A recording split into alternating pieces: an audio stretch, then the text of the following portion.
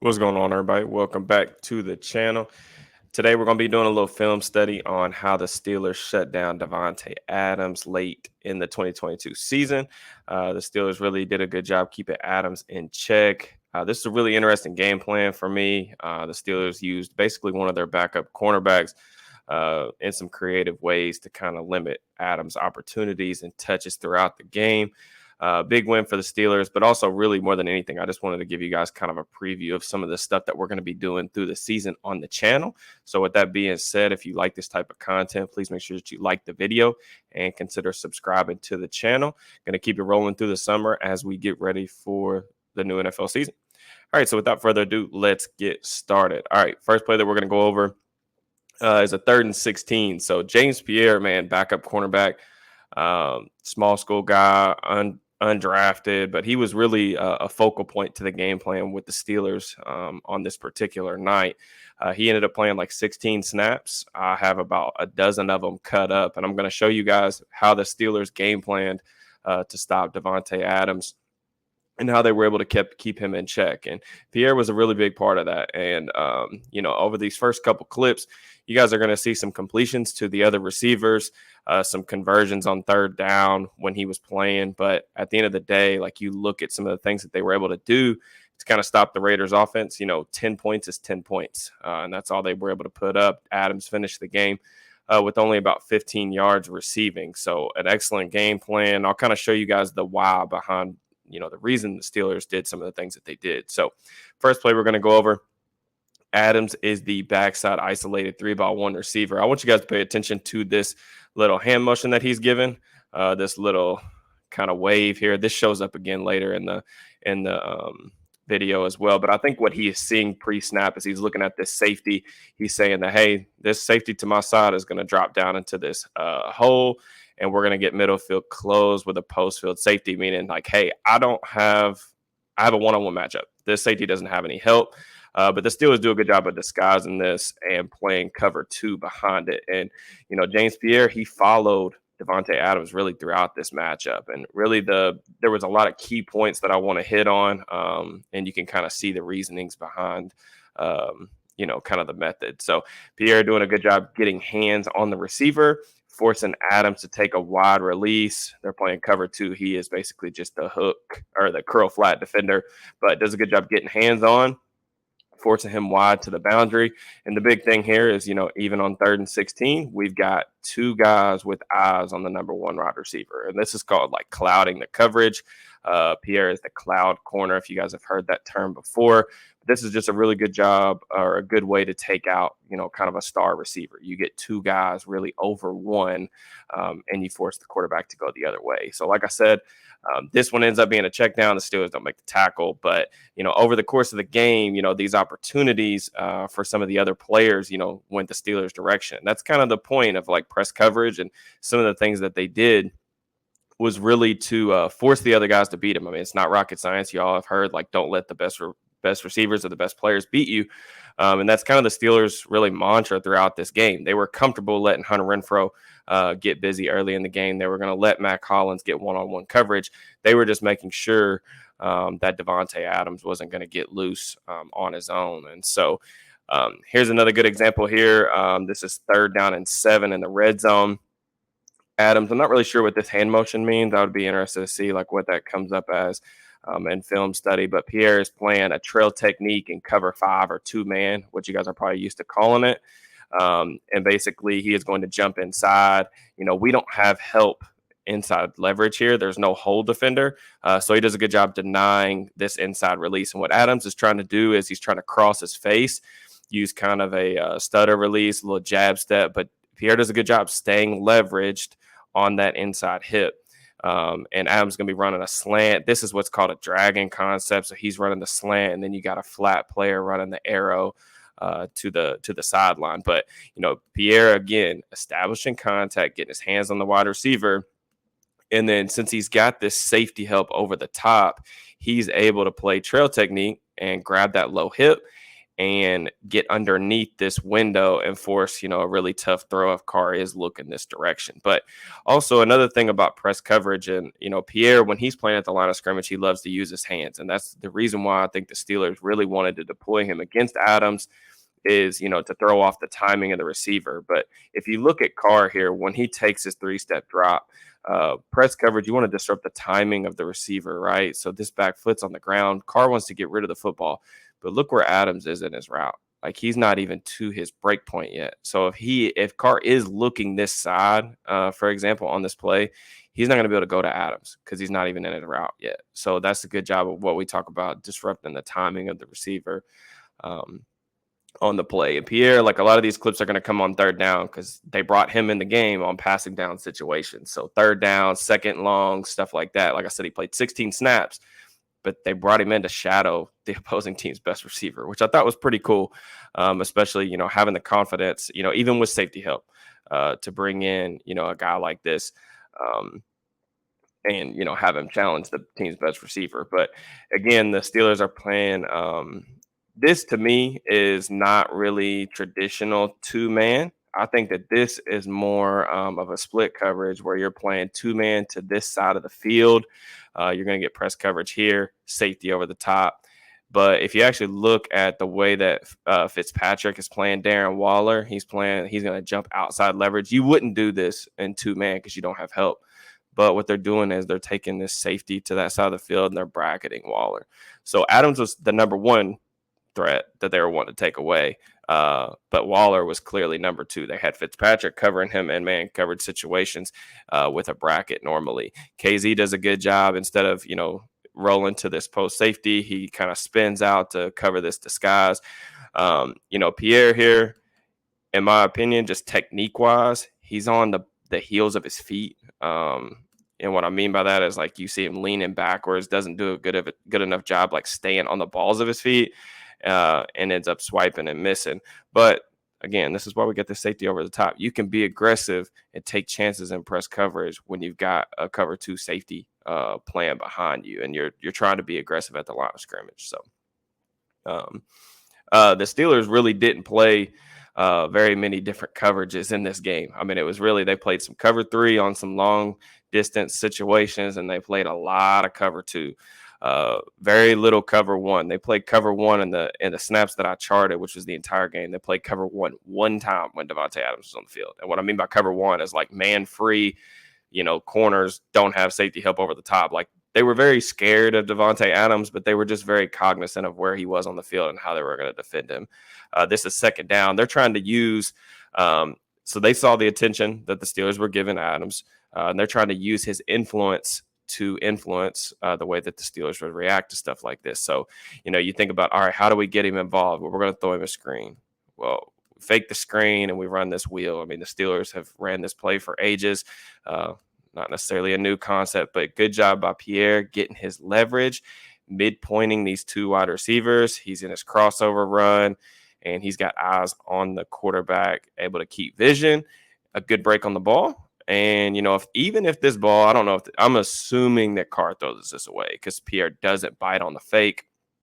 Even if this ball is on target, say on the back shoulder of 84 here, Pierre picks this ball off. So really good rep there.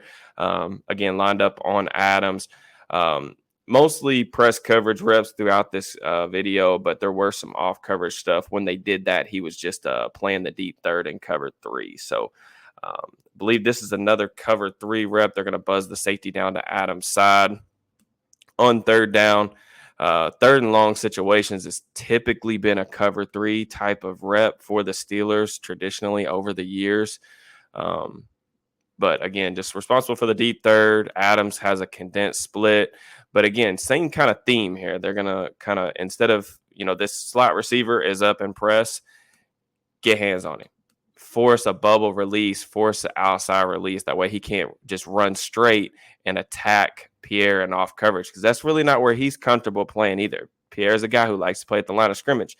That's why they're using him in the manner that they are. They want to protect some of his weaknesses, in my opinion, in off coverage. So, and the reason why I think that the Steelers use Pierre in these situations, rather than Cam Sutton. Cam Sutton's a guy with like really short arms. He doesn't really use a lot of physicality or his length in press coverage. Levi Wallace has a lot of length, but you'll see him like he's comfortable in off coverage. But Levi, when he's in press, he plays a motor technique. He's a glider and a guy that likes to use his feet, but he doesn't really use his hands much. And the whole point of this philosophy against Adams was to get hands on him quick, try to frustrate the receiver, try to discourage some of these underneath routes and make things difficult on him at the line of scrimmage. But this rep was particularly interesting to me because Pierre is a boundary corner through and through. He's not a guy that you see in the slot very often. He's only put like 20 snaps in the slot throughout his entire NFL career. But what they do is they get Pierre in the slot following Davante Adams in the 2-minute drill. We get a little Pierre step here. He's just trying to match the receiver's release. Doesn't get this foot and his kick down like quick enough. You see he's a little bit heel clicky. What I mean by that is like he clicks his heels here and then he's crossing over. So not great technique here. A good release by Adams. And, this is, again, just the whole point of the video, like having safety help over the top. Like he can afford to be aggressive. Even though he loses the rep, he can be aggressive because he's got a safety over the top. And basically, again, this just discourages the quarterback from looking this way. He's going to say like, okay, like if you're going to double team my best guy, I'm going to go to Hunter Renfrow over the middle of the field and take my one-on-one there. And again, as the game kind of progressed, the Raiders stopped hitting those other receivers. They weren't very effective getting to Hunter Renfrow and doing some of those things. So their philosophy was working. And you have to give the Steelers credit for that. There's that little hand motion that I told you guys to look for. And this is kind of why it kind of showed me a little bit that Adams definitely was doing this to signal the rotation of the safety. So remember how they were doing some things to disguise early in the rep on that first play of the game.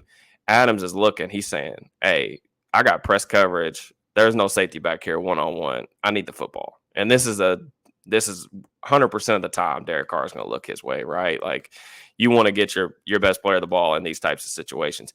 Well, the Steelers bust this coverage, to be honest with you. This is a coverage bust, and this should have been a big play. But I want to give Pierre really a lot of credit here for making this difficult early in the rep, because if he doesn't, man, this is some bad results. This is bad news Bears.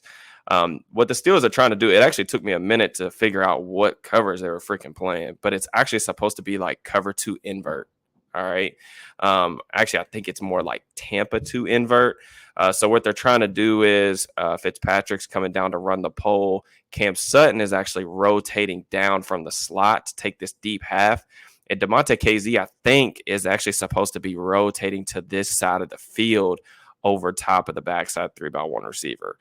He never gets over there. And as this play kind of plays out, you see Pierre is the cloud corner. So he is supposed to be, getting hands on to disrupt the timing of the receiver, but he's not really supposed to carry.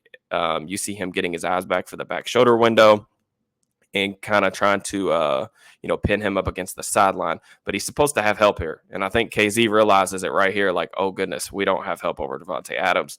But overall, a good job disrupting the timing of the receiver.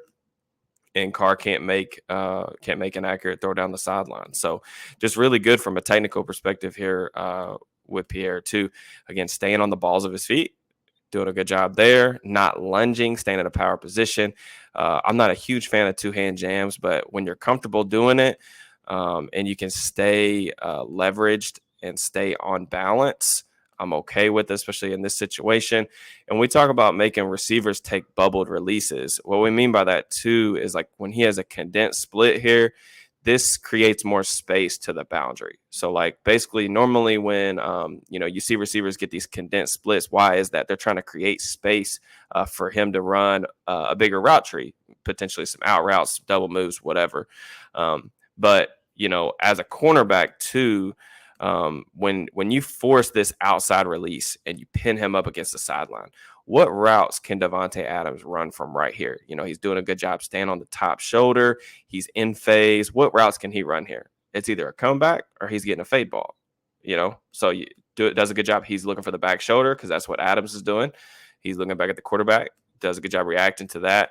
I would like to see him flip the other way if he's playing man coverage, but this is actually zone. So I'm okay with him opening up like this because technically he needs to get opened up to come down and play this crosser because he should have help over the top. So this is a really good rep by Pierre, man. Like, obviously they're giving him a lot of help, but I just think it's cool, like, when you got a fourth or fifth cornerback playing press against, arguably the best receiver in the league. I think it's awesome that he was even able to kind of hold up as the game went on. It's credit to him for sure. This is like teach tape type of stuff, in my opinion. One of the best reps of the game, probably my second favorite rep of his. The Steelers again are playing kind of that split coverage that you guys saw earlier. They're playing cover 2 man, so he's supposed to be in a trail technique with safety help over the top, and then they're going to bracket Darren Waller. So that Fitzpatrick, I think this is, playing inside leverage, and then you got Elijah Riley, backup safety, playing outside leverage, carrying him up the pole. But from Pierre's perspective, just really good job with his kick step here, getting back and staying on top and in phase, pushing him up against the sideline, getting his head back for the back shoulder throw. He's hip for hip, step for step. That's an awesome rep against one of the best receivers in the nation. Not great here from Elijah Riley, allowing Waller to eat up the cushion. But again, backups, they're going to make mistakes sometimes. This really probably should have been a touchdown, if we're being honest, if Carr doesn't put too much air on the ball. But next play again, they're asking Pierre to travel with Adams in the slot. This kind of shows up a little bit too. Like, we saw his technique be a little shaky in the slot on that first rep, where I would say like he lost the rep, but we're still giving him help over the top. And the reason why, I think it goes back to the point about like why certain corners are just more comfortable on the boundary. Less space. That's the big thing. But you see Adams is off the ball. So Adams is usually the X receiver. Like, he's the star receiver playing on a boundary. He's usually on the line of scrimmage. Well, when they're on the line of scrimmage, there's not as much space in between him and the corner. So the corner can be more aggressive with him. When you're in the slot, you're off the ball. So it's harder to play this type of technique that Pierre likes, which is more of your like step kick or like pure bump and run. So you see this space that Adams has to kind of come off and hesitate, do his patented like skip release. And then Pierre, just kind of has to wait for him there. Does a good job, staying balanced, in my opinion. But Adams, good hand usage, kind of wipe those hands away and get that inside release. But again, playing 2-man, we got a safety over the top who can kind of nail down on this dig route underneath. Carr probably could have made this throw, but again, we got this backside safety with eyes on the wide receiver as well. So, just making sure you get eyes on the star wide receivers, making sure you make it difficult on them at the line of scrimmage. That's the name of the game. That was their game plan, and they executed it extremely well. So another slot rep for Pierre up top, playing trail technique. It always helps too. The Steelers did a really good job throughout this game creating pressure on Derek Carr. He's a guy who does not deal with pressure very well in the pocket, and the Raiders really struggled up front, particularly against Cam Hayward. So anytime you're a defensive back, you get pressure on the quarterback. That just makes your life so much easier. But playing a little bit inside leverage, they're playing 2-man again. Hands on the receiver. This is really good. I like this too, like as he starts stemming vertical, and getting underneath low hip because you got help over the top. So you want to try to get underneath and discourage this throw to the dig. Pretty good rep there. This is probably my favorite one, like late in the fourth quarter, 3rd and 5. This is a big dog rep. This is a big boy play right here for James Pierre, lined up one-on-one against Davante Adams, trying to hit him on the fade ball. Again, in phase. Just excellent, man. Like, absolutely excellent coverage here. To me, this is another example of the Steelers playing like more of a bracket. This time they're bracketing Hunter Renfrow on this particular play, it looks like. And then KZ again spinning over the top. But just really good patience here by Pierre. Again, 2-hand jam, force the outside release. Again, Adams is trying to give him a little double move. He doesn't fall for the double move. Hip to hip, in face. There's just nowhere to throw this ball, man. Like if you just look at the space that he's controlling, he's using that sideline as an extra defender. There's nowhere to really throw this ball. We got safety help over the top on this one, but like he didn't really even need it. Unless this ball is laid out like right here for Adams to do some type of toe tap and catch. This is just a great rep, man. That's lockdown. And, when you're third and fourth cornerback or whatever's playing like to that level, even just executing the game plan, like he's not locking him down one-on-one, but just executing his role in the defense. Like that's extremely encouraging. It speaks to the coaching. It speaks to Pierre being ready when his number called. But yeah, I just wanted to highlight this because I wanted to kind of give you guys, again, a preview of like what you all are going to see like on the channel throughout the year. We're going to be breaking down like player performances like this, like scheme stuff, like how stuff. I try to do a decent job of explaining the why behind, some of the performances or some of the decisions that happen on game day. So I hope you guys like the video. If you guys stay to the end, I appreciate y'all. If y'all do like the video, please drop me a like. Drop me something in the comments. Let me know what you guys think of James Pierre. Y'all think he's going to be back for another season? Obviously, special teams contributor, but the Steelers drafted 2 corners. I like Pierre a lot. I hope he is able to make the team and they can keep everybody. But let me know what you guys thought of the video in the comments. Let me know what you guys thought of Pierre, his performance against Davante Adams. And yeah, I'll check you guys next time. Peace and love.